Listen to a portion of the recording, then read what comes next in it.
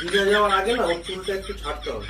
না কেন গো, আমার চুলে কাটলে একদমই ছোটই থাকবে, এরমই থাকবে, চুল বড় হবে না। সবার চুল বড় হয়ে গেছে, কিন্তু আমার চুল ছোট হয়েছে। তুই বেশি জানিস আমার থেকে, এই চুলটা একটু কেটে দেবে। না এত না বড় চুল ভালো। না না না, দিঘা না অবধি আমি কোনো চুল কাটবো না। দিঘা পরে আসি তারপরে আমি রাত্রিবেলায় কাছে নিয়ে কেটে দেবো, তখন বুঝবি। রাতে হলে তুমি কি তুই করে যখন কাটবে? ঘুমাবি আমি কাছে নিয়ে। তুমি তো ঘুমিয়ে ওষুধ খেয়ে ঘুমিয়ে পড়ো। না, কে বলেছে আমি ঘুমিয়ে ওষুধ খাই? হ্যাঁ, তুমি আবার নিজেকে মানে আমাকেই বলেছো। চুল কাটবি না যাওয়ার আমি আগে। চুল কাটবো না, কিছুতেই না। তুমি কিছু বলবে না, চুলটা কাটবে, কেটে দেবে।